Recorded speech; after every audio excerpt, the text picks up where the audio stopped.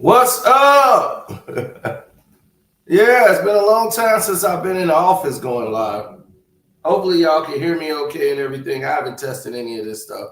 I haven't been up here in a long time. So, yes, we are back in the office.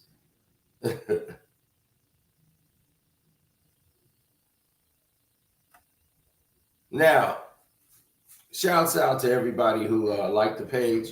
Don't forget to hit the like button. We have some membership only stuff coming for y'all this week. Now,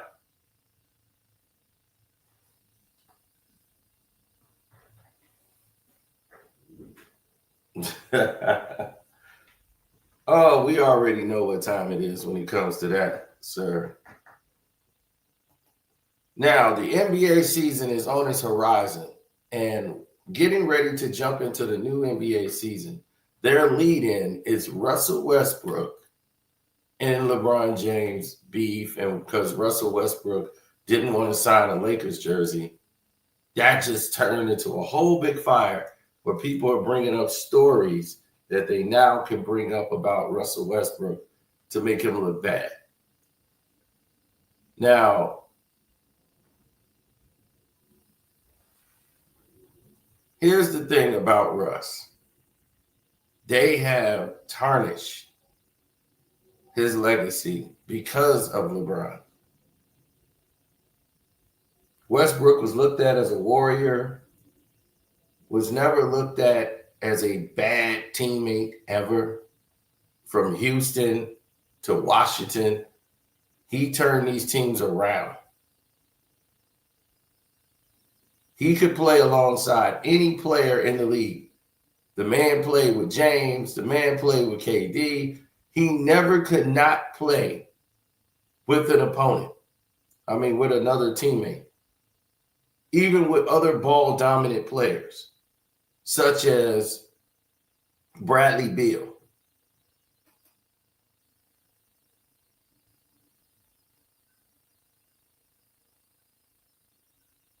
Yeah, my housekeepers did a good job.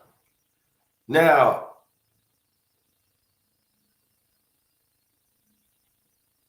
here's the news, okay? And I want people to understand this. Here's the news. Russell Westbrook did not get any of this bad knock on him to this degree until he played for the Los Angeles Lakers, which I knew was a mistake because LeBron and Russ play the same style. And LeBron would have to alter his game. And when he doesn't have the ability to play off the ball, I knew what was going to happen. LeBron lied. Oh, no, it's Russ. I'm giving him the ball. No, you do what you do, man. I'm just going to get out of the way. No, that's Russ. No, he got that.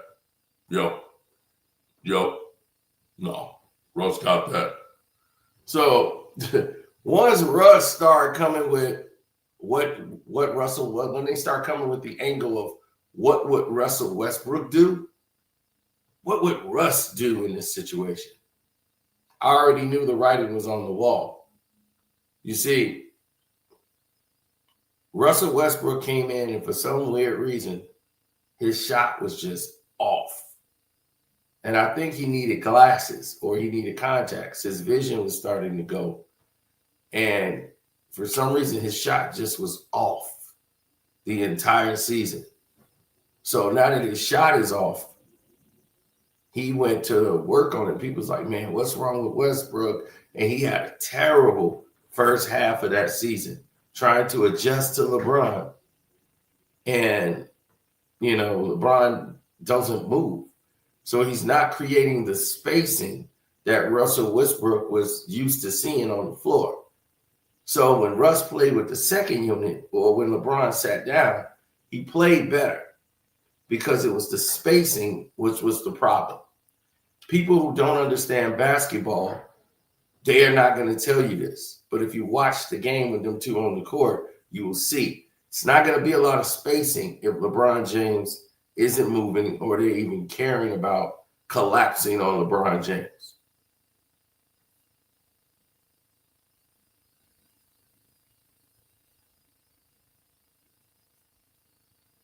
Well, the thing is, we did a whole thing about that relationship show. That's his wife's show. He jumped on that show with his wife because he was in the doghouse because he went on another podcast talking about the marriage and everything when he basically forbid her for talking about the relationship in the on the show. So, again, hypocritical, right? Now, while they were struggling, Russ picked up and started playing better in the second half of the season. They never mentioned that.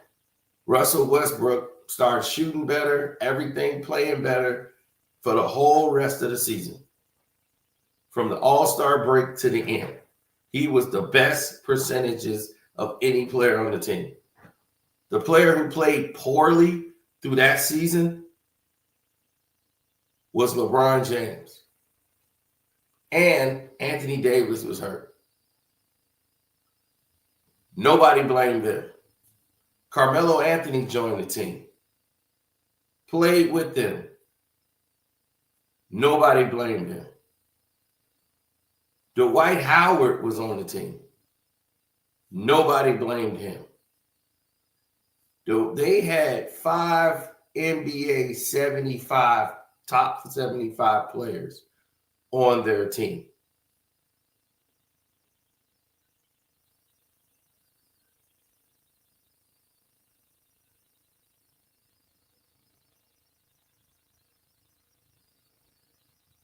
They did.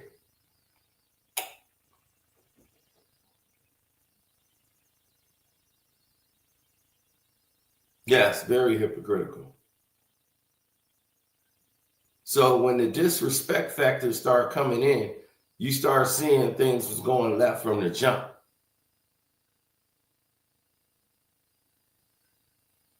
No, Russell Westbrook showed you something. Because here's what Russ showed you.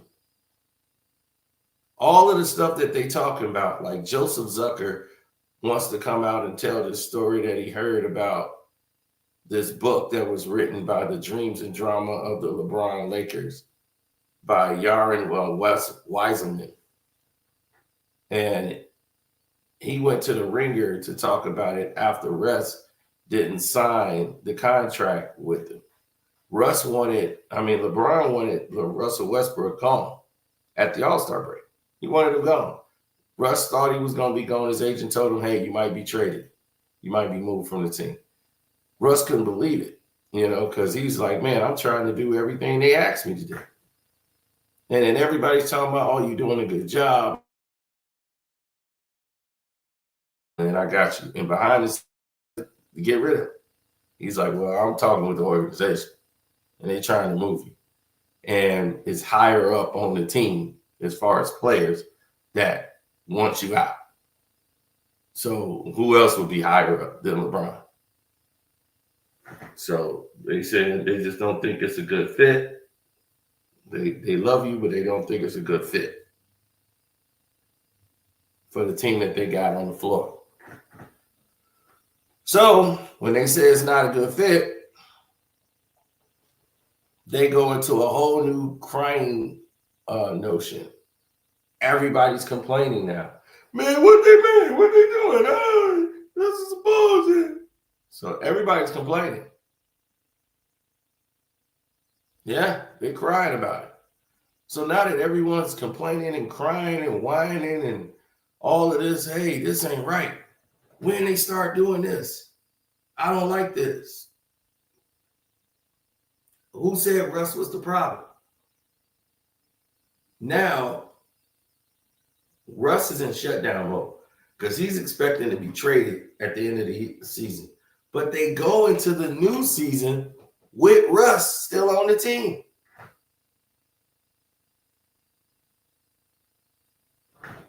So they said Austin Reeves is better than Russell Westbrook.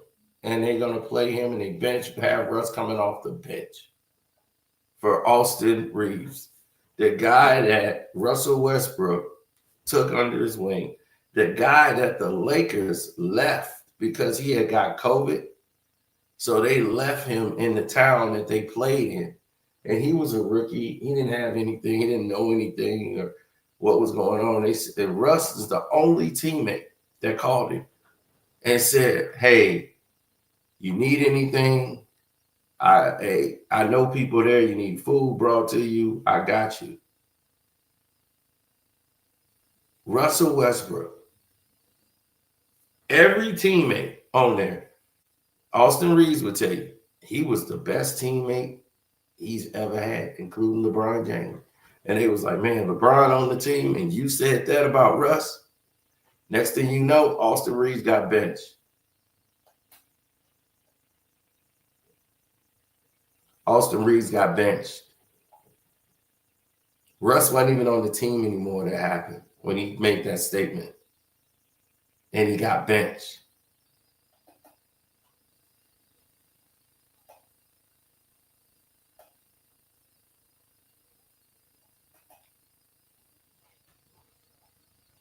That's what type of game you're dealing with.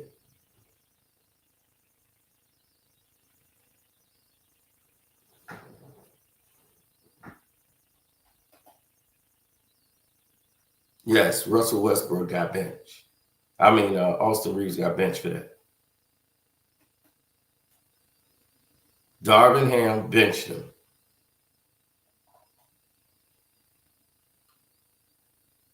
And it wasn't his call.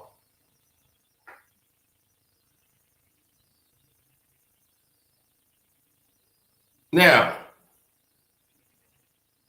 when people start making their accusations into what he did,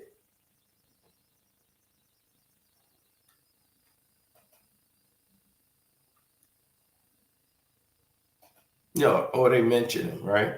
They never mention the good about Russell Westbrook or what he did on the Lakers, how he fought to keep the team playoff hopes alive, how he got them into the play-in. LeBron was hurt.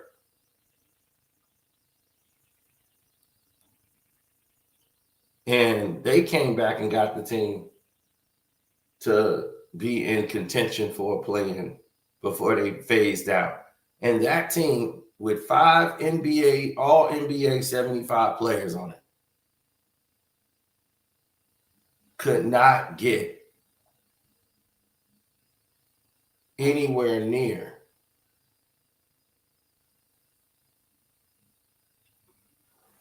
they couldn't get anywhere near a play-in situation. That just goes to show you how bad they are.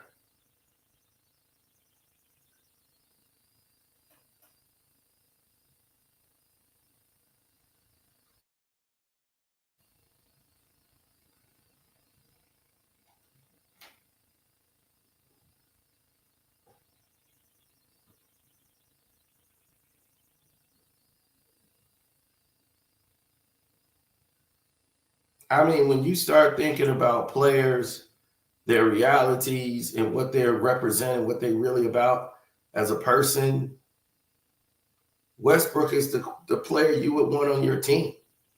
Why wouldn't you? You want somebody that's going to battle, who's going to play with the passion and the fire that he does, because that guy don't have it. LeBron James don't have that fire. He don't. It's not in him.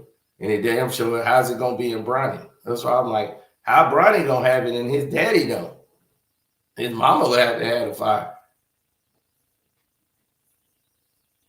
That is the most passive-aggressive man you've ever seen.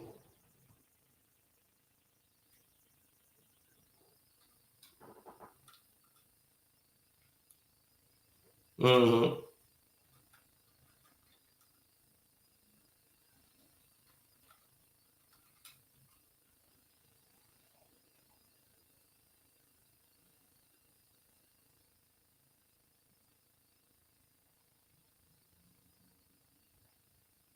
Oh, yeah, without a doubt. I'm going to show you right now what we're talking about.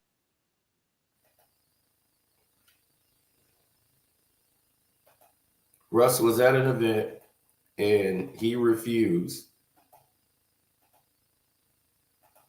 to sign the Lakers jersey that this one guy has. He's signing all of these jerseys except for the Lakers one. He won't sign any Lakers jerseys. And that was surprising to people because they didn't know Russell Westbrook was doing that.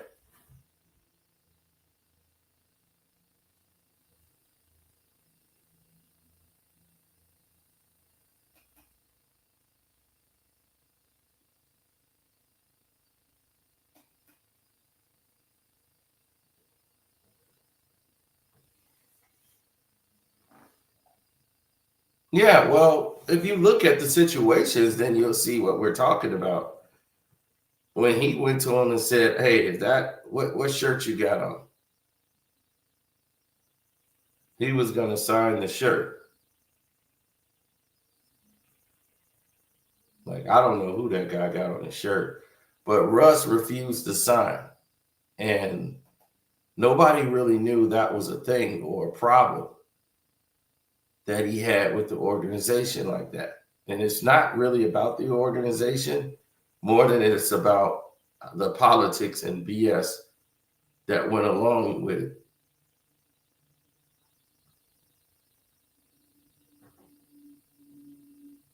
And he's got on a Kobe Bryant shirt.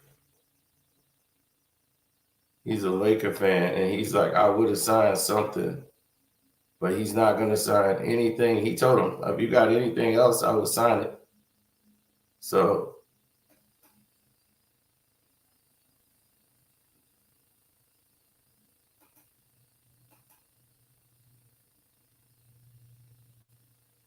and he said he signed the OKC. He will not sign Laker jerseys. He walked past both Laker jerseys. Nope. He goes right to the Rockets, and he autographs that one. He said, if you got anything else, I'll sign it, but I will not sign the Lakers.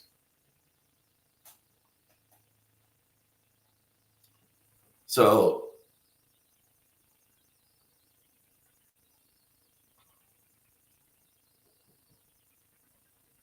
that lets you know he has a problem. So if anybody has a Russell Westbrook autographed Laker jersey, you might have gotten it when he first started the season.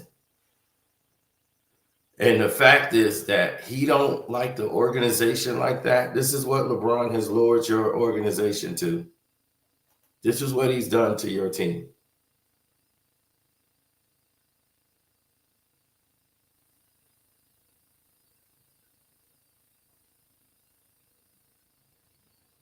Exactly. How does Magic Johnson, who plays only 11 real seasons in the NBA, Magic Johnson played 11 seasons in the NBA and has more triple doubles than than LeBron James. I heard Shannon Sharp and other sports experts tell me that LeBron James is a better rebounder than Michael Jordan. And I said, based on what? What makes you believe that? When Michael Jordan was getting rebounds, he was going against the greatest rebounders in the history of the NBA. The lanes were crowded. Guys wasn't shooting threes like that. So there was very far and few uncontested rebounds. Now, that's all there is uncontested rebounds. When do you see people battling for the boards? You don't really see that anymore. It used to be 4 or 5 guys going for the ball under the rim. So to get a rebound that took effort. You had to put a body on a body to get a rebound. So if somebody jacks up a 3 and miss and you just under the rim because you just hanging out there because you can't defend, so you got to stay under the rim, the ball just gonna come to you. There ain't even another person on the other team. They just jacking up threes. So rebounding don't mean jack. Steph Curry is getting 8 rebounds. But again, we use that to glorify him.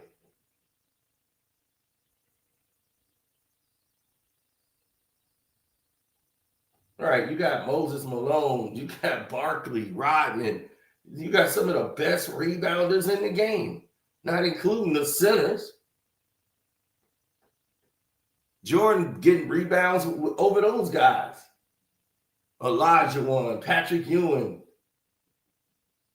got Oak Tree down there getting boards. It's like, what are we talking about? So now Russ is with the Sacramento Kings. And Russell Westbrook was going to wear number 18 for the Kings. And he's on a non-guaranteed contract.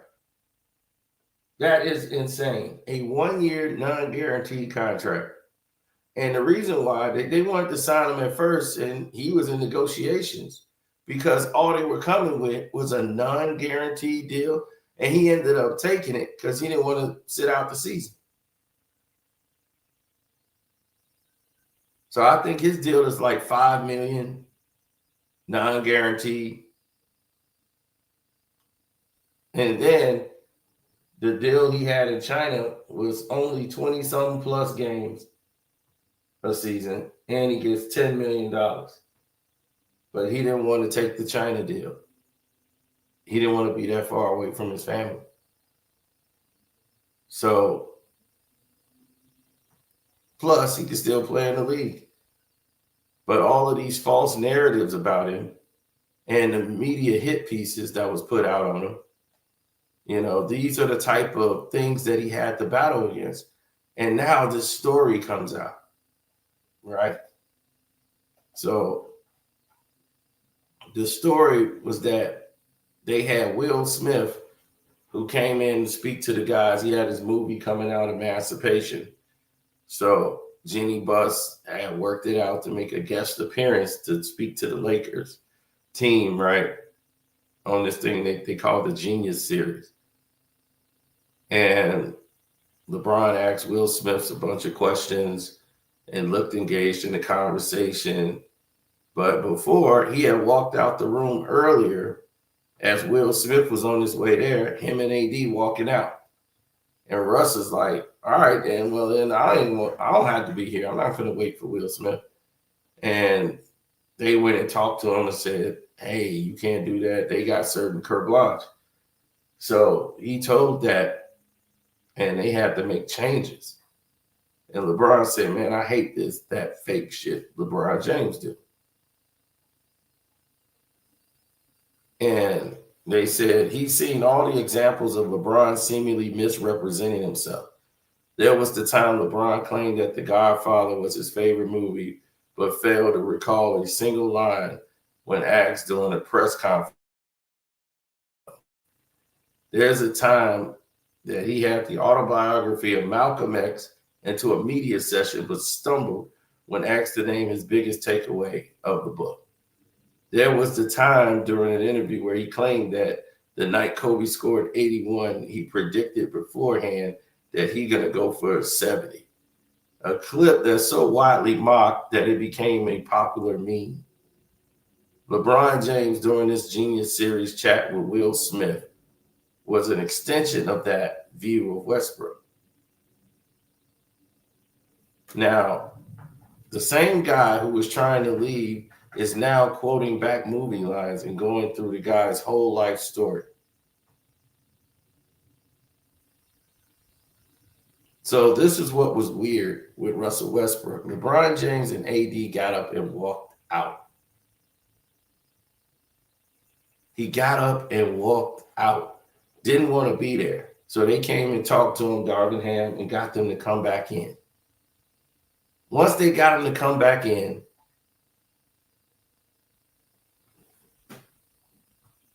Coach Ham said, man, you got to come back because the whole team want to leave now. So y'all got to be the example, man. Stay here. Then when Will Smith gets there, he started talking about emancipation. He started talking about the movie. And LeBron and everybody there was like asking him questions. And LeBron acted like he couldn't wait for him to get there. And he asked him question after question after question. And it was supposed to be a 30-minute thing. LeBron turned it to an hour. And that's when Russ said, man, I hate this fake shit LeBron does. He's so phony. He acting like that's his best friend and he loved everything he does. And he couldn't wait for him to show up. And this guy was about to walk out knowing Will Smith was on his way. That's the kind of stuff Russ don't like. But Russ thought LeBron was his friend. He thought LeBron was genuine because they never really knew each other. They knew each other as like players in the NBA, but he's like, oh, LeBron should be on the up and up. Till he realized it and saw for himself. What he saw for himself was a nightmare. It was an absolute nightmare. Hit the like button, good people. And don't forget you could join the membership, sign up and be a member. Appreciate that.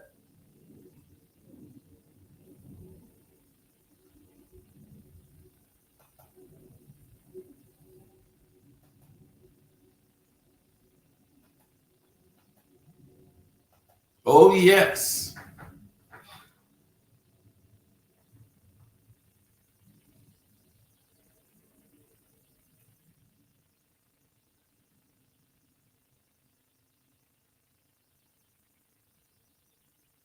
Mm-hmm.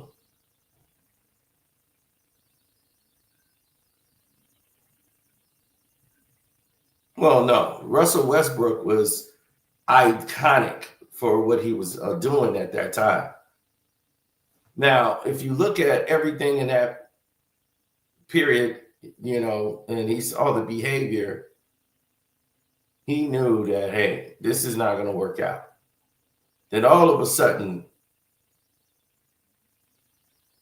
the Lakers trade Russ to the Utah Jazz. And right when the trade happens, Dave McMenamin, who signed to LeBron James, and it kills me to see these other guys who do these reports saying, oh my God, I never knew about Dave McMenamin and LeBron James connection. I don't know how you did know. Him and Brian Windhorst wrote a book together, Glazing LeBron. They literally wrote a book together. How do you think he got with Malika Andrews? Who put that together? Clutch Sports. They put Dave McMenamin in position. They put them on ESPN and get these people jobs. And their jobs is to do puff pieces and work for LeBron. You've never heard Dave McMenamin say anything negative towards LeBron, no matter what the topic is, no matter how much of the fault. He's never going to tell you anything opposite of that point. Was not going to be part of the team after this summer when his contract expired. And also when his contract came off the books, the Lakers would have less money to deal with in the free agency period this summer. So you had to do it if you wanted to get those pieces you could have part of the team moving forward. You get younger, you got shooting, you got switchable defenders. And as one source told me, you remove a vampire from the locker room. That meaning a vampire sucks the blood out of the locker room. Russell Westbrook moves on. A vampire out of the locker room. And that's your wife, like, wow, a vampire out of the locker room. So look, all three of these people, Windhorst, Dave McMenamin, and his wife, Malika Andrews, all Clutch Sports. This is Clutch Sports. This is all LeBron. All of this is LeBron. Shelbourne is not there.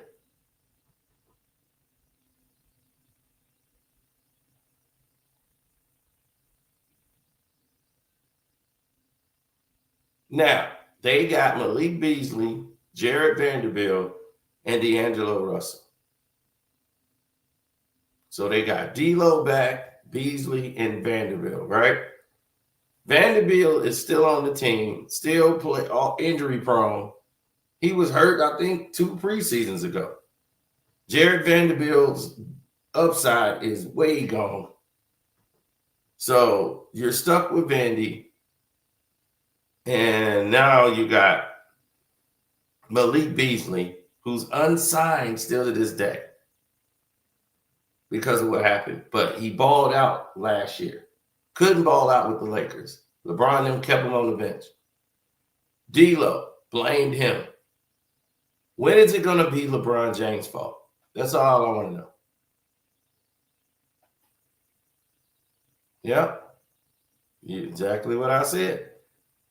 The National Brawn Association.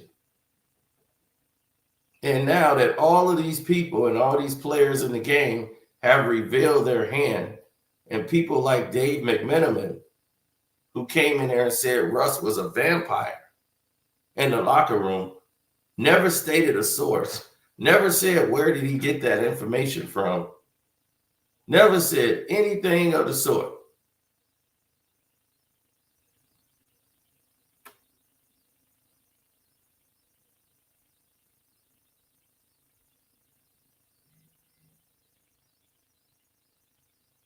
Why is that? Why do you think he did it?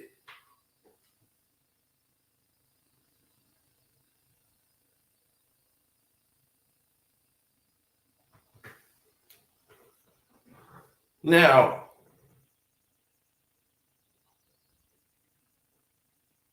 there are many elements that come into play when you go into Russell Westbrook and what happened behind the scenes, but they villainized Russ to promote and market LeBron James. That's the truth. That's like nothing non-factual.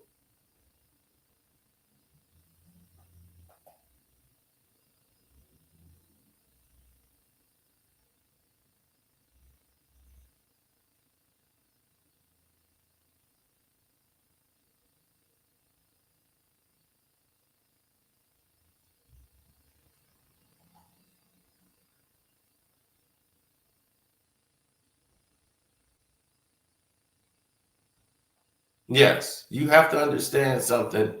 When people come into a system,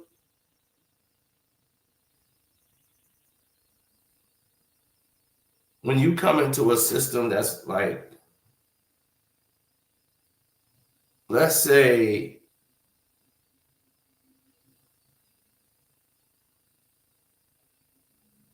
let's say you come into something, right? And when you come into a situation and you believe that, hey, let's go in this direction and move forward, and we're going to do it amicably, and people try to sabotage your career, teams and these people who have relationships to LeBron James, to the Lakers, to their organization, to the people behind them, behind the scenes, what you think they're going to do? They're out the door. They're going to say, oh, no, we don't want those problems. They don't even know what problems they're talking about. There ain't any, no player is out here saying anything bad about Russ. Not one. Every player and teammate has told you he was the best teammate I've ever played with.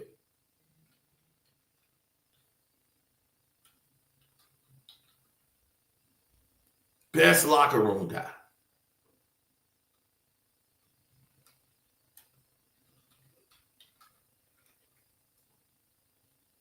So how could he be bad for your team?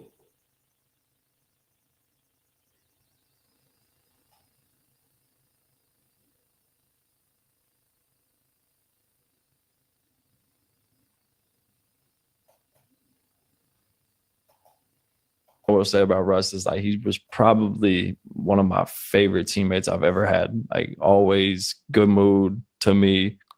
I got COVID in Minnesota my first year, and he reached out, asked if I need anything like 3 or 4 times in like a week span. So as far as like him as a person, you won't get it better. As far as basketball, I think it's, like you said, I think it was hard here, and I think it was really just fit. I didn't think that, what we had meshed together, and that ultimately gets to where he is now. Yeah. Because I think he's still skilled. Like, obviously you can't go from being, that to not being good. As far as Russ, like one thing I will say about Russ So is he like kept it real. Now let's see. Russell here. Westbrook, someone who kind of gets a bad rep from the outside, but I always hear that teammates really appreciate and respect what he's got going on. What was it like playing with Russ before he got moved? Yeah, he's one of the best teammates I've ever had. As a person, you can't get much better. I got COVID like December of my rookie year in Minnesota. I was stuck in Minnesota for like 7 days, so it was rough. But he reached out like 3 or 4 times, asked him if I need anything, offered to send me stuff, whatever I needed. So as a person, you couldn't get better. And same as a teammate, like he was always, empowering everybody to really, be better and do better and one more. And like you said, he gets a bad rap, and I don't really understand why. Russell Westbrook. Now, those 2 interviews got Austin Reeves benched. And they blamed Darvin Ham for benching him. They blamed Darvin Ham for him being benched.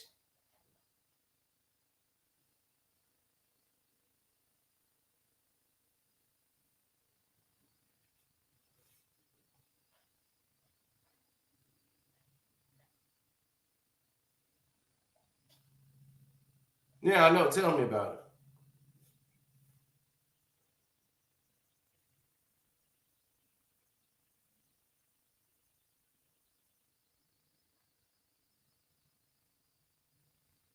But that's what you deal with when you're in this business.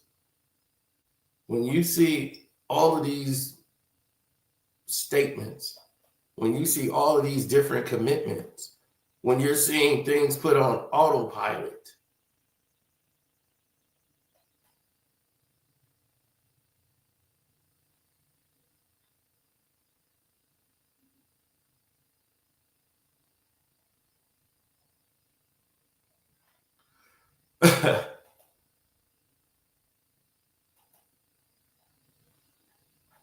no, they haven't. They haven't made a determination into that.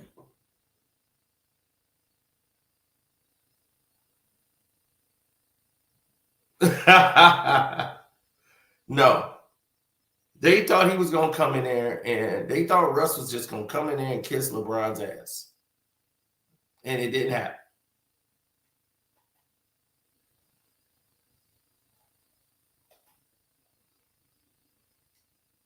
So they get rid of Darvin Ham. LeBron blamed Darvin Ham. Right? Now, why would he blame Darvin Ham? D. Ham did nothing but his job. D. Ham went to school and played ball with my family.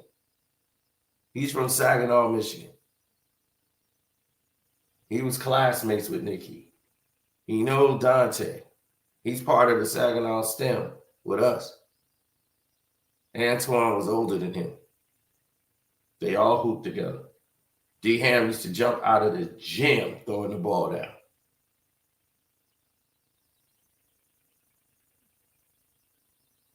Tough. Mentally strong basketball player. Darvin Ham has been in the league coaching for years as an assistant. His first head coaching job was the Lakers. And why did they take Darvin Ham? Because they was already paying Fogel. Yes, I know I said Fogel, and I meant Fogel. They were already paying Fogel the money. So they weren't going to pay both of them. So they said, look, this is what it is. You take this low ball offer. This is an opportunity. You're on the biggest stage there is, the Lakers. This is going to be good for your career. It didn't. It don't work like that. for black coaches on the Lakers. And what did D-Ham do? They go to the Western Conference Finals, the furthest LeBron has ever been on a Lakers team. We don't count the bubble, people. That's our official bullshit. So we don't, we count real, championships here. You ain't had no parade. There's no championship. So now,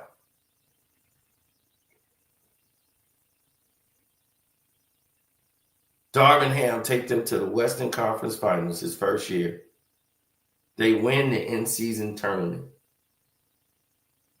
The next year,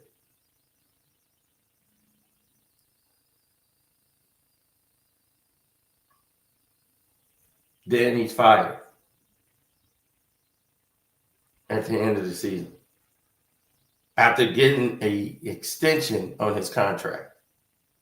So now they're still paying Darvin Ham. The Lakers are still paying Darvin Ham to this day. Now, y'all ready for a story y'all don't know?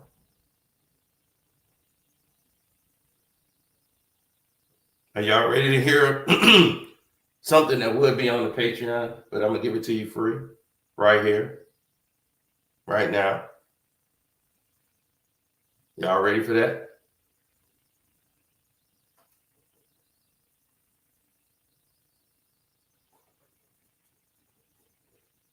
LeBron and AD go into the office to talk to Darvin Ham.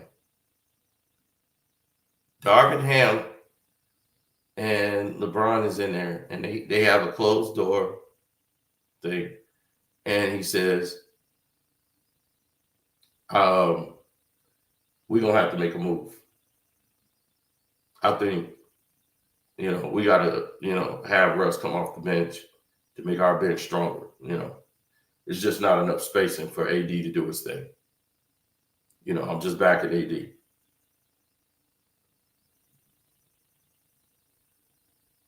And he left the room and left AD in there with Darvin Ham.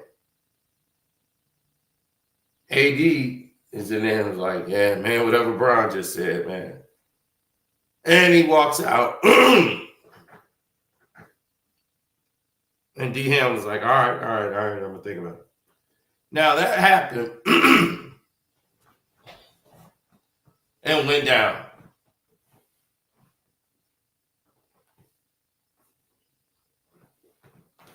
And D-Ham decided not to bench him.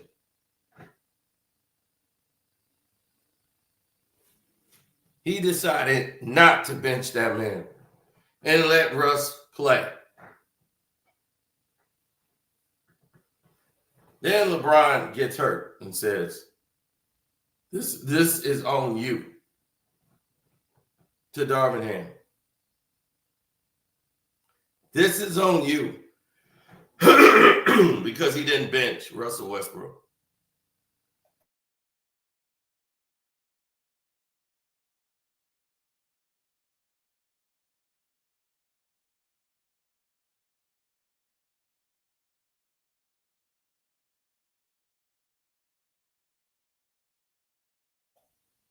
Here's something you didn't know. LeBron James didn't start the season in shape, in his usual conditioning shape. He was out of shape because he was BSing the whole summer and didn't want to spend his summer getting in shape that year. And D-Ham said, that's why you got hurt. LeBron didn't have his usual conditioning season.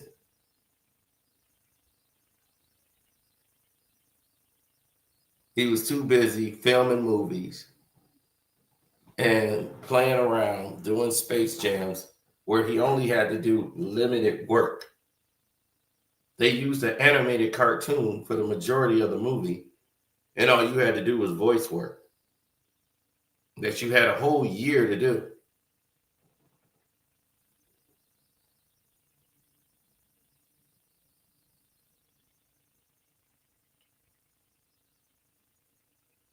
All of a sudden, Russ started coming off the bench.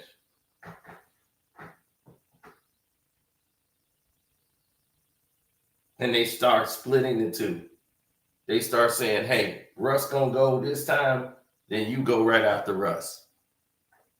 It became a big, huge problem, man.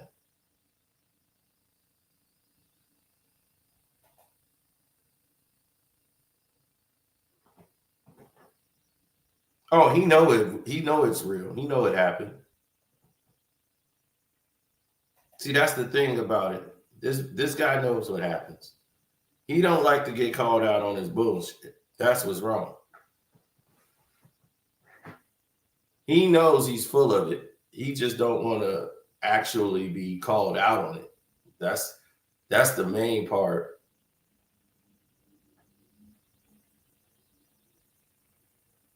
But every time I've been saying this for years, and now every time people make excuses for him, he gives you the more examples because a lot of people don't know till you bring it up and say something.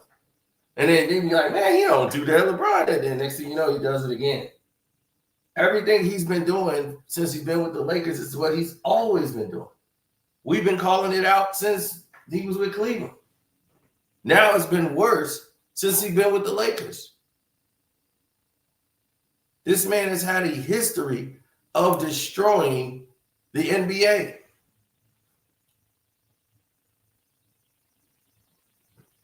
He ruined this league. Everything was shifted around him. It was the National Bron Association. And he ruined this league. He's the reason that attendance are down. He's the reason that people don't want to watch it. And they try to turn the narrative to blame Steph Curry. How would you blame a guy that was saving the NBA? Saving it.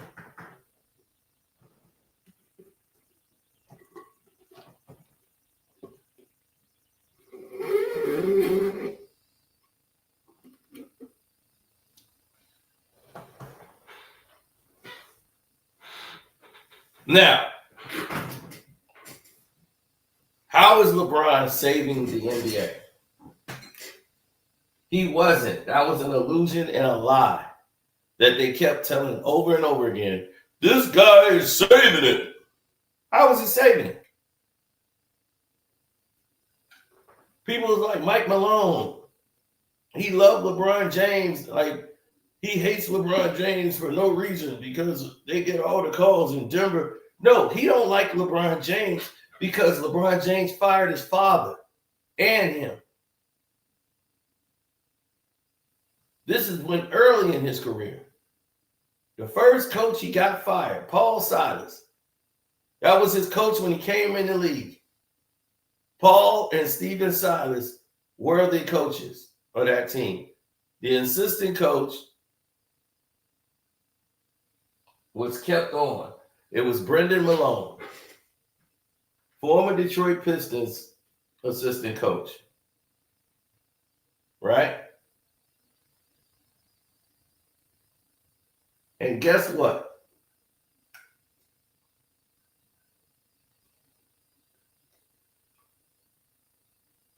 Guess what?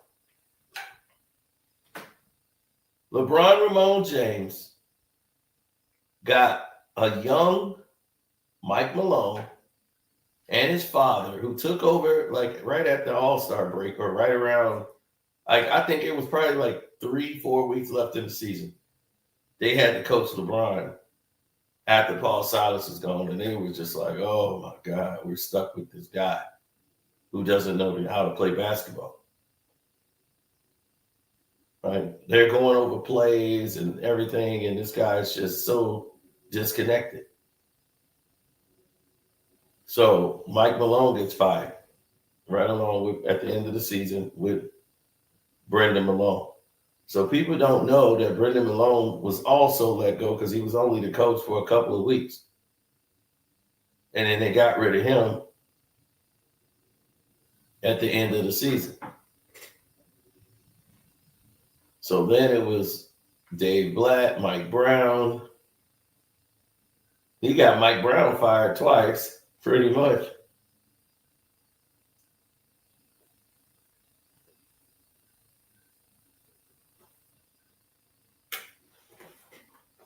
Pat Riley got threw Pat under the bus. Magic had to leave the Lakers. Kareem don't want nothing to do with him. Tried to get Spo fired in Miami. Went into the office, tried to get him removed. And it's him. And man, Udoka hates his guts. Like, nobody likes this guy. Am I making this up? Or is this not real? Because I swear to y'all, it's real.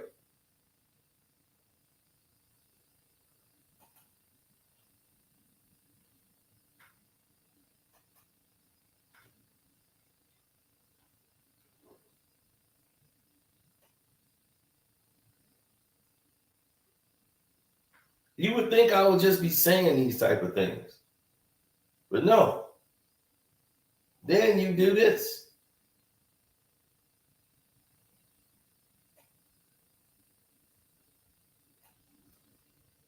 Right?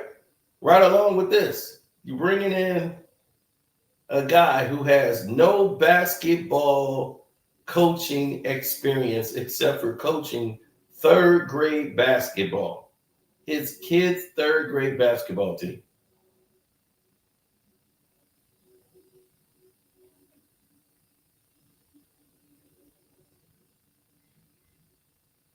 And now you got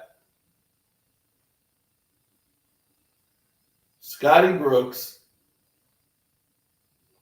OKC former coach, Nate McMillan. All of these guys are going to Hall of Fame as coaches. And you're getting all the credit because they want you to be the pretty face of the team. We like JJ. He's got that young, pretty face. That's the Lakers. He's going to be a coach, and he's fiery. JJ done aged about 10 years already coaching LeBron. And he can't wait to him to get out of there because JJ races.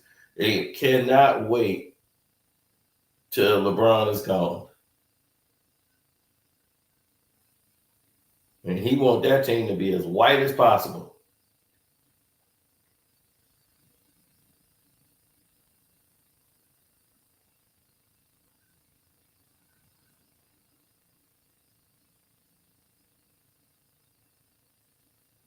And remember, LeBron's his mind the game partner. So because they did a podcast show together, there it is. He brought him on the team to coach. LeBron has not been about winning championships in Los Angeles. It's all about promoting him, marketing himself. He knows the biggest stage is the Lakers. He was in Miami and Cleveland, two non-big franchises in the NBA.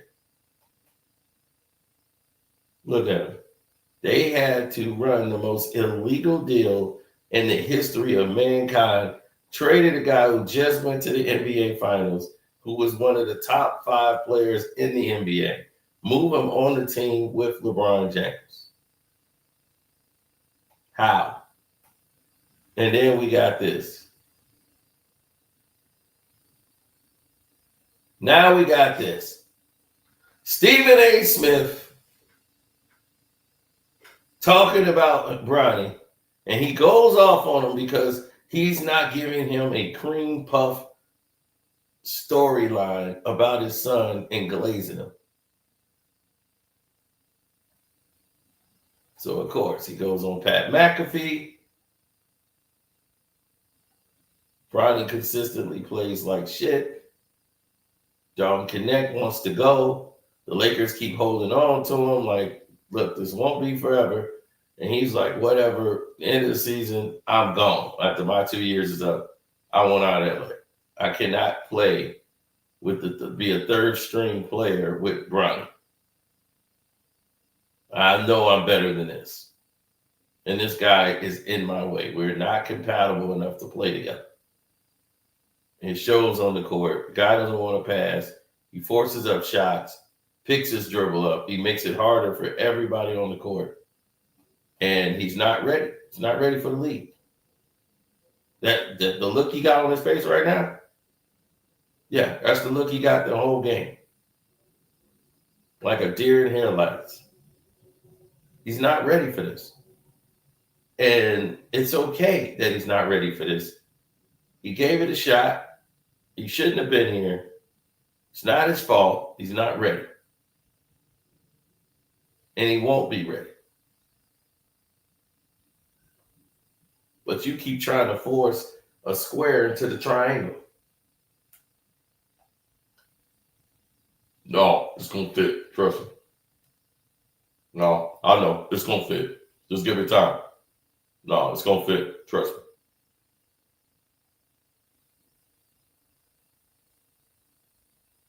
me. You know, everyone can see what it is. They know now. You can't fool anybody. They all know what it is. And they're laughing. Because they've deceived a lot of you to believe it. Now, if Kobe had his way, he would have a championship with Chris Paul by now. But the NBA wanted to stop the glamour party of LA at that time.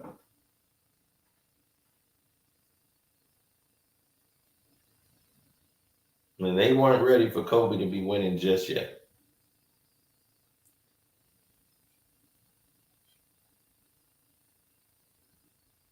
All Laker narratives, all made sense. All avoided the black media space. These are your former colleagues. Draymond is your homeboy.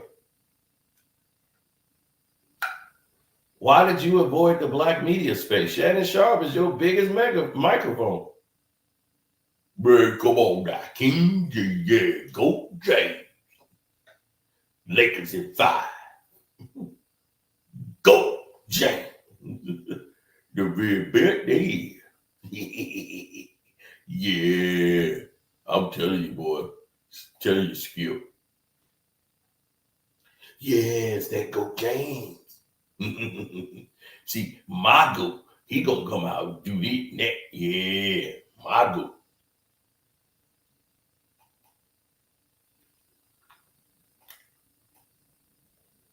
Goat game.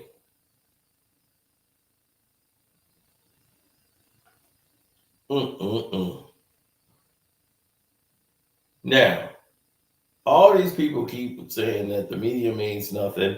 They have these different angles and approaches that they take. They never do anything of the sort. They never, ever collaborate to do anything. But I ask very simple questions and give ideas. If he played in the 80s and 90s, LeBron James would be a CBA player. He's nobody but Sean King. Let's go through the facts. Footwork. He has no footwork. His footwork is terrible. Can't dribble. He lowers his shoulders and run over people. That's an offensive foul. It's just unsolved. Jump shot is terrible. Can't shoot threes. Free throws. Can't shoot free throws. He don't play no damn defense. So can somebody please explain that story to me? How the hell would he be on the #1 list? Top 50 in your opinion? No, he's not. 100. Not even top 100. I cannot put him over anybody. You can name a whole 1990s rosters. He's Sean Kemp. That is exactly who LeBron is. He's Sean Kemp. And he never had a post game. He never even took time to learn that. So they removed the post guy out. There's no more power forwards. No more. Like, what happened to the power forwards? Well, LeBron don't have a post game, so we don't need him anymore. In LeBron's entire career, he's never guarded the best players on the court. Never. Not even early in his career. He would always guard the weakest player in the league. When they played in the finals against Dallas, he's guarding Jason Kidd, who's 40. I'm like, you've just been getting by with your athleticism. They start to change the rules for you because you can't get by anybody anymore. All you do is offensive foul people now and take 5 steps to the basket. You can't play off the ball. That means you can't play basketball. Whatever the play is, he blows it up immediately. He gets the ball and runs out to the half court line, gets a running start, and comes back in. I'm like, why is he leaving the paint? Everything they taught you about basketball goes out the window when you playing him. Don't lower the shoulder. That's exactly what he gonna do. He gonna lower his shoulder. He be almost halfway over driving Steph Curry into the ground. He play a 4 out. That's the only play he runs on offense, a 4 out. Or he'll call a high pick and roll. Guy come over and get a pick so he can get a little point guard on him. Okay, that's good. I can get by him. And he's like, I'm the GOAT now. I think I'm up there with Jordan. I'm be like, where? In what? Checkers? Chess? Video game? Madden? NBA 2K? What? Definitely not basketball. Lord Thomas III, Oscar Robertson, Larry Bird. Are we going in order? Yeah, this is my order. That's Mike would probably be 5th. Michael Jordan would be 5th. Then Kobe. Then Magic.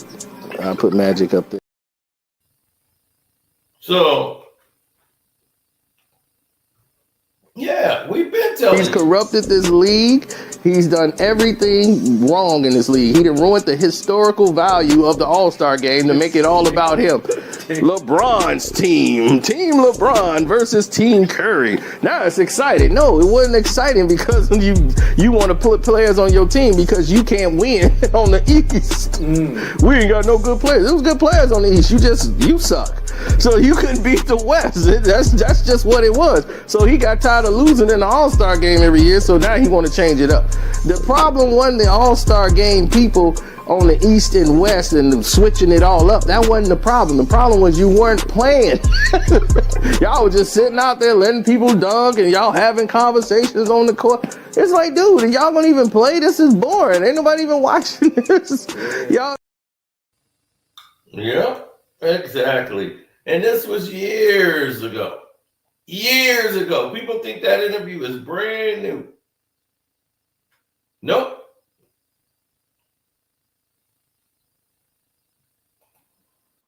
This isn't about PEDs.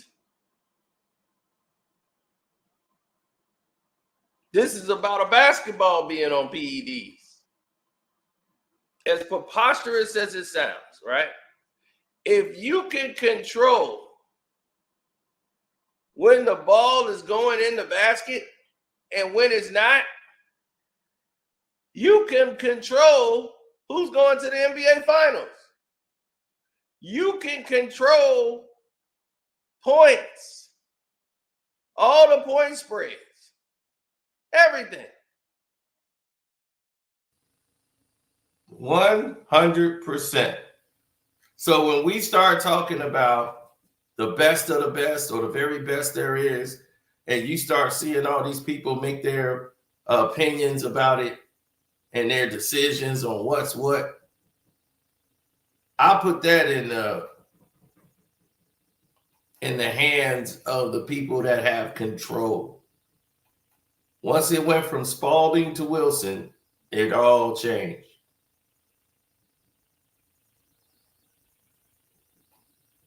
All of a sudden, LeBron is hitting shots from way out.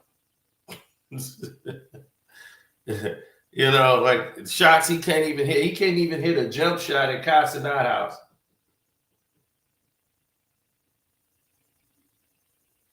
He go over to China, he can't shoot anywhere. He was in the Drew League, he couldn't make any shots. Why this guy can only make shots on an NBA court?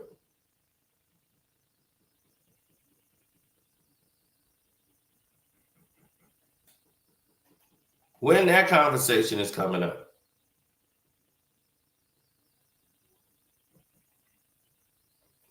Did you know LeBron got dunked on in China?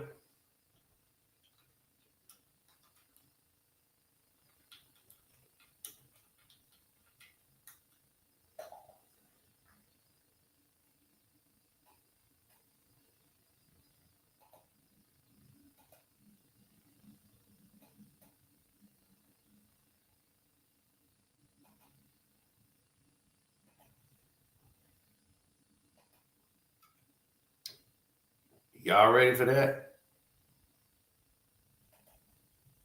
Okay, here we go. Now, watch this. LeBron got the ball. Yeah, come on. I'm the greatest. Yeah, come on. Can't keep up with me. Yeah, I'm the king. Greatest player of all time. Yup, look at it. Oh, damn. All right, I'm going to throw it. Ugh. Oh!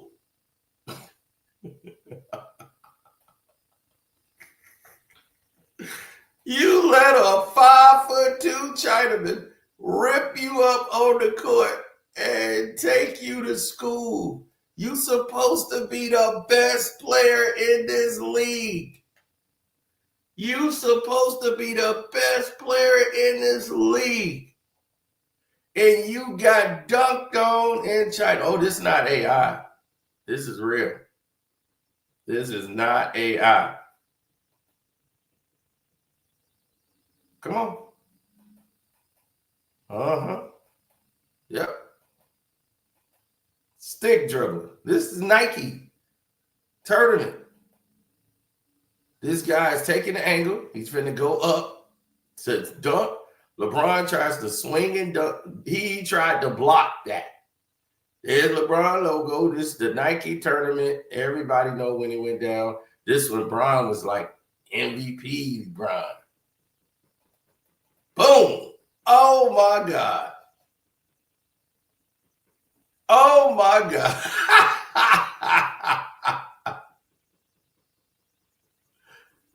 Oh, my God.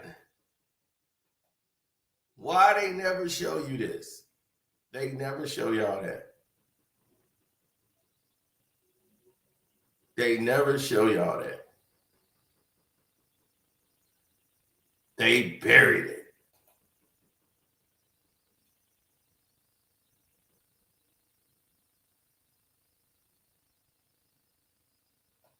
He got embarrassed by Luke Kane.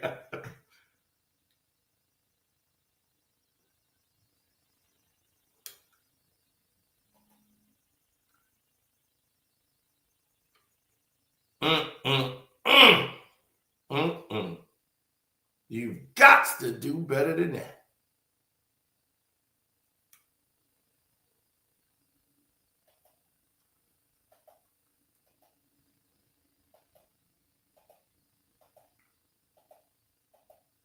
See? That was his mistake.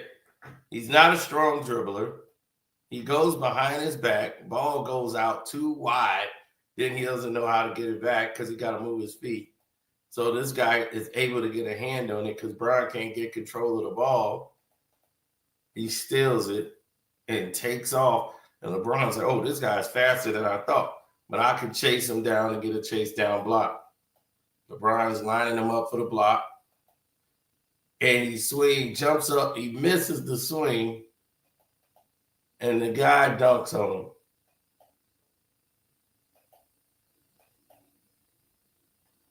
The smoke go off, the steam.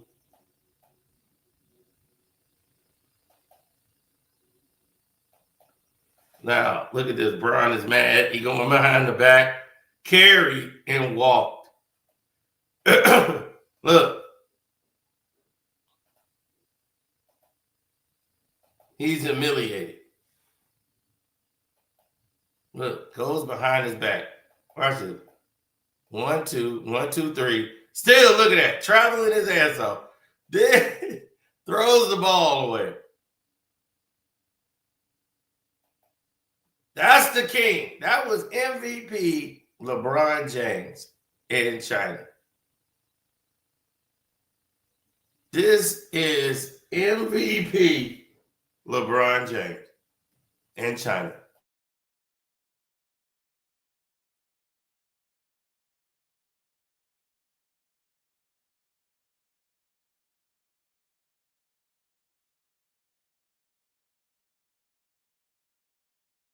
Nike don't show you this because they want you to believe the lie.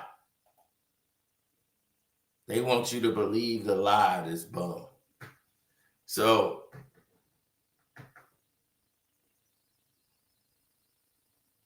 look at him. Boom, dropping a 3 right on this bum. Over there getting cooked. Cooked. He just dunked on you. Bam! Then he hit a 3 in your face. Cooked. Straight cooked.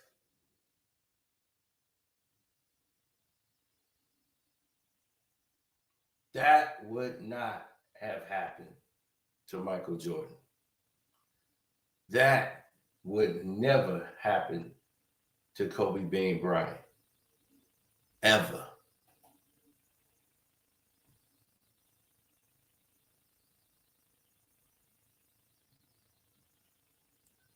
Wow.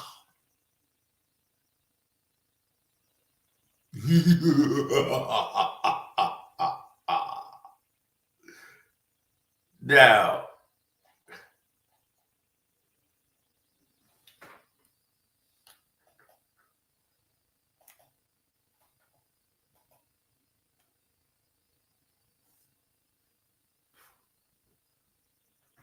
mm, mm, mm.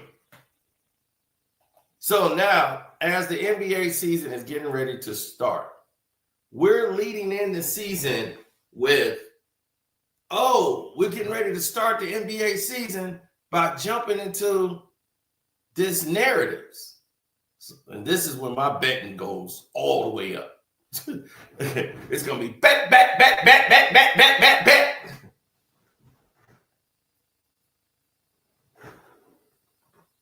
Yes. So when it starts hitting the fan, then everybody will get it and understand.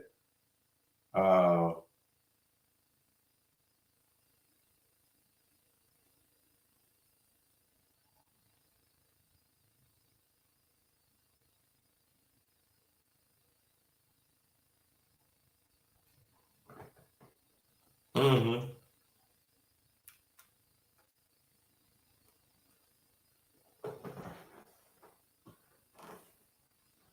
Mm.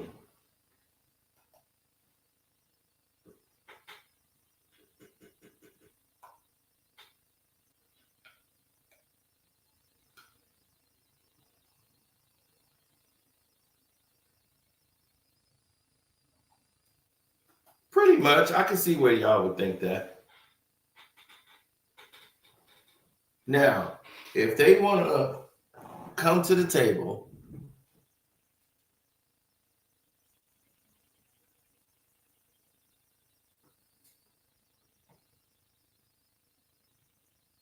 I mean, damn.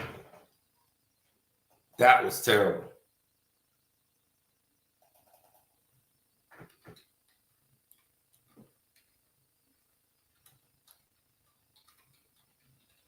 My right shoulder is messed up, needs surgery.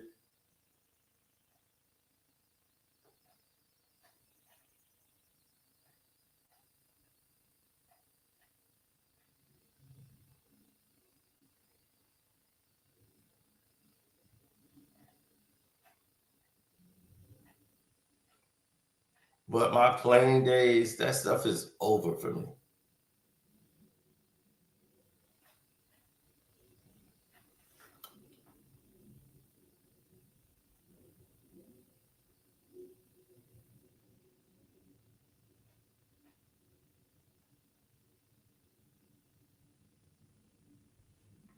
Seven years ago, the NBA decided that they wanted to give an award more points for longer shots. That was on the table in the meeting, like the 4-point shot.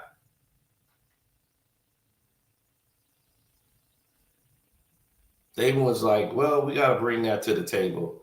What if we gave more points for longer shots?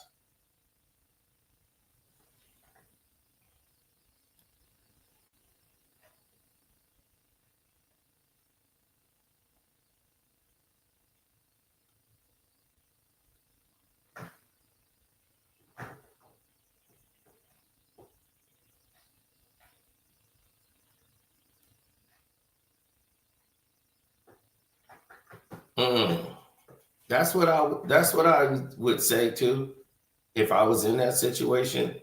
But when you're not, and you're just somebody that's discussing the game itself, and you want to, right, and you're just out here trying to show people what time it is, and you start doing like breakdowns and things of that nature, and people start going from one direction to another.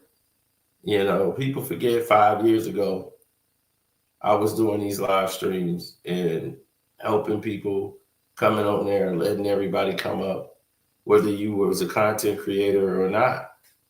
And if you chose to go in that direction for yourself, it was good, you know, and you seen a lot of people come up, like HD came up a lot back then.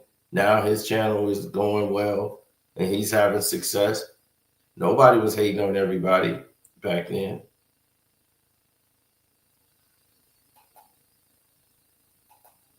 And it's always been love and respect. So nobody's hate on other people's success. That's just the nonsense they feed you. But you see me, I could just shoot, period. That was just always me. I had an ability to shoot. My arm was injured, my right shoulder back then. And I was way out of shape because I couldn't do anything once my right shoulder was damaged. And this is just me coming back, shooting from way out. So as you can see from my form and the way LeBron James shoots, it's entirely different. Look, I could just throw it up, heave it, it would go in, whatever. There's no edit. It's no edit. It's effortless. You see? And I'm going back even further, like half court. Oh. So.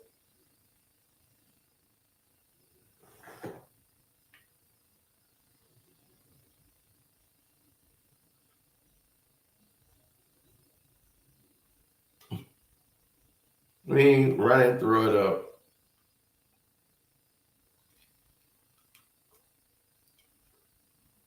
Go behind the back, turn around, pull.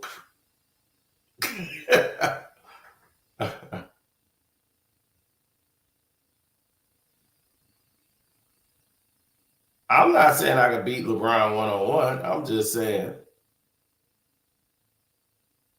if they wanted to get in a shooting contest with me, I would probably beat LeBron James. Even now, I don't know about now. My right shoulder, I haven't been out there since my right shoulder's been messed up. I haven't shot a basketball in I don't know how long.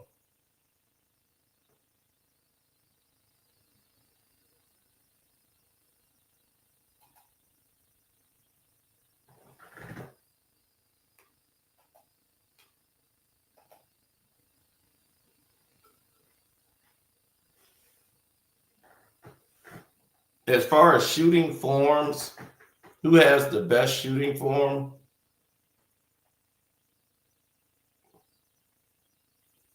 Now, that was the makeup for what you didn't see. Remember I said my shoulder was messed up? This is when my shoulder was messed up. We went to Detroit to the Pistons game. I can't even shoot a basketball. My arm is messed up. I'm like, dude, I can't even lift my shoulder up. I'm airballing because I can't. I'm telling them, I'm like, dude, I can't shoot. I can't even get the ball up past my arm. I'm like, and my buddy's like, I can't believe this. I'm like, dude, my shoulder is messed up. I can't even extend my arm all the way up. So I can't get the shot up. I'm like, dude, I can't do that no more. Like, I can't. My arm is messed up. So as you can see, I can't even extend fully. So I'm like, dog, my arm messed up. I'm like, dog, my arm messed up. I can't do this. I tried to tell y'all I can't get the basketball up. My boy is hating the whole time. Man, what happened, man? What happened to you? You used to be great. Look at that. So that's what led to the video you saw when I was out there shooting when my arm was back. I'm like, as you can see, my arm is back. I can extend now. Shoot, my arm, as you see, I'm like this. Every shot is coming here, shooting out because I can't get my arm up. My shoulder was killing me because that's the arm I dislocated and I needed surgery to fix all the stuff that's damaged there.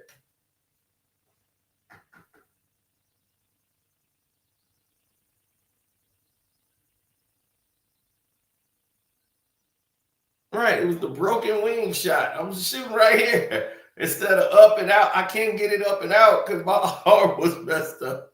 I was like, dude, my arm messed up. I told you that before I got on here. I was like, my shoulder is done. I just came back from Florida. My arm was a mess. I was like, man, my arm is messed up. And when I got my powers back, you saw what time it was.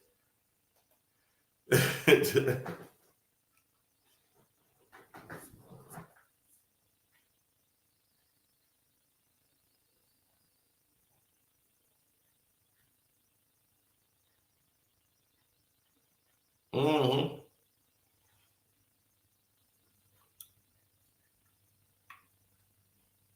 Oh, the NBA, that's what I hate, the hypocrisy of the NBA.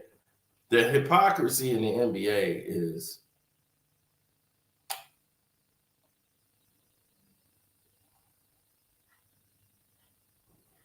you would see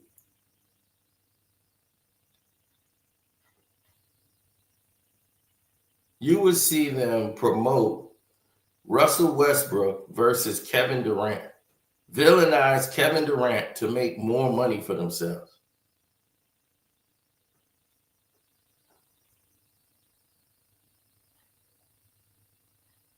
I predicted the NBA Finals for like 3 years in a row. When the Warriors won, I said the very next year, I said, okay, they're going to run this back 3 times in a row. That's exactly what I said. I said they're going to run this thing back 3 times in a row. The Lakers will win the first one. Golden State will win the next year. I mean, I said Golden State won this one. The Lakers will win next year. And then after that, they're going to have the Warriors win it next year. They're going to go back and forth and trade. I told them how that was going to go. I said they're going to run this same teams back 3 years in a row. When they were down 3-1, I'm like, okay, well, maybe they're going to be out. Shoot, I'm happy for it. Let's go.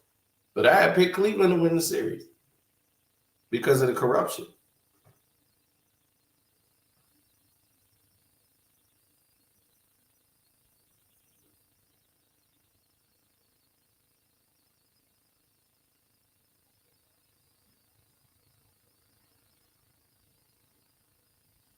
Yes, they held Carmelo Anthony back so that LeBron James could shine.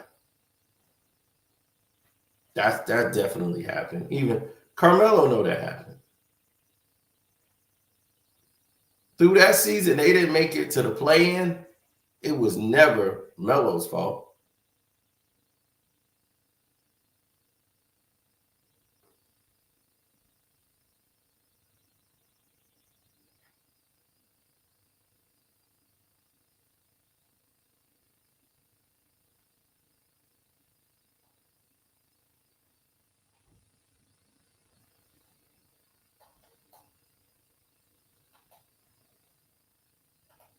Not really.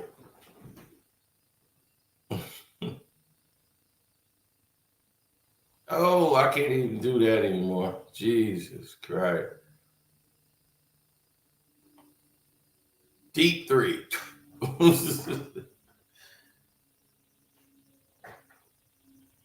Another deep 3. Oh, no, he didn't. Deep 3. Oh, that was an air ball. We don't do no edits here. Oh, yeah, deep 3s. We do deep 3s around here. I'm playing in blue jeans. Deep 3. Oh. What you got for him, Cino? Spin around, deep 3 from the corner. Oh, yeah, that was a bad shot. Sorry about that.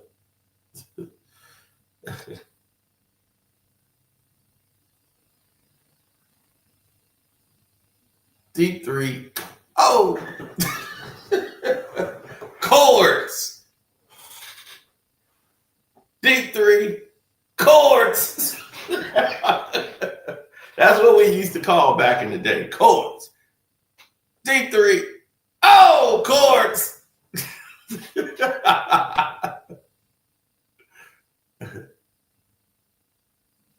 Chords. Oh, that one hit some rim. Hey. Chords. Oh.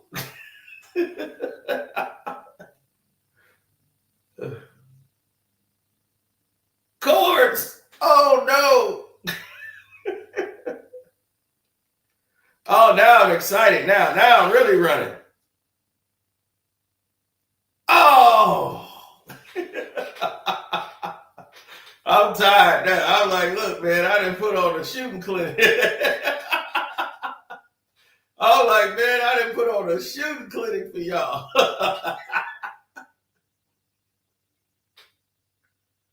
Oh man. Hey, when I tell y'all I used to can shoot, people they ain't gonna lie to you.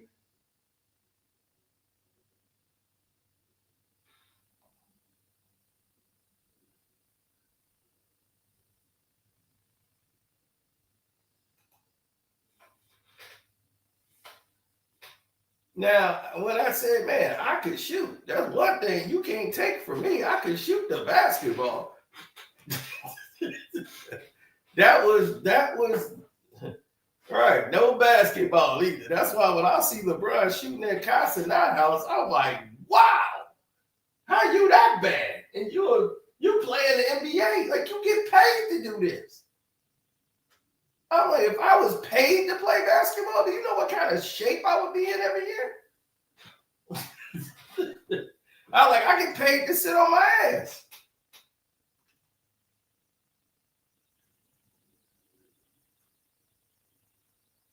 So that's all that was.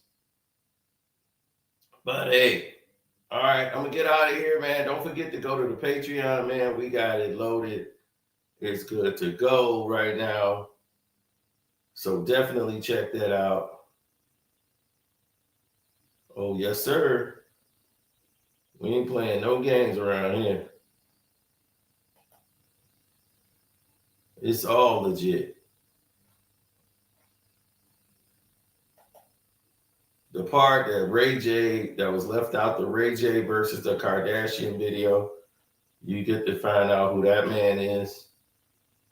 All of that's on the Patreon right now. The Boy Is Mine, Why Brandy Walked Off in Chicago, the concert, that's there.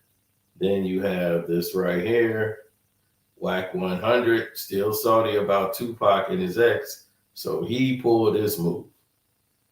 And that was that. And this was last night. And you could probably answer this. This is a vacation spot. That's a vacation spot. What would you call there?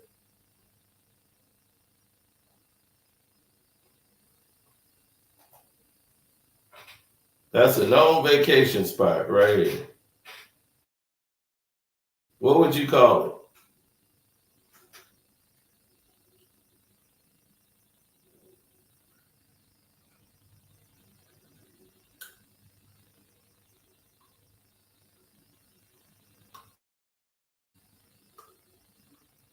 A known vacation spot. What would you call that?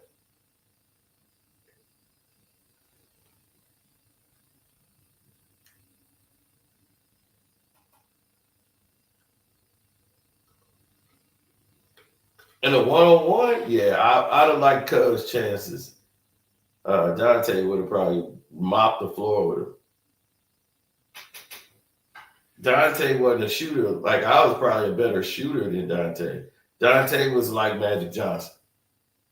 He was literally like Magic. Running the break, running the point. He was really good.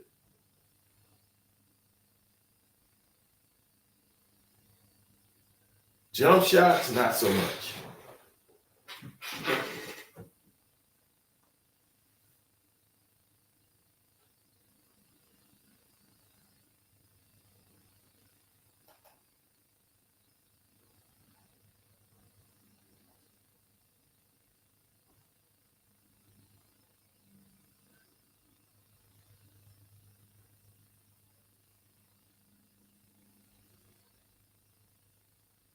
Oh, yeah, that vacation spot, what you're looking at right there, that's called Cancun.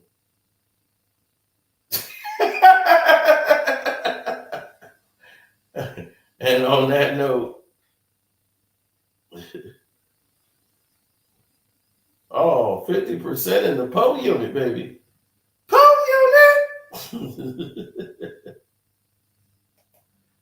Oh, man.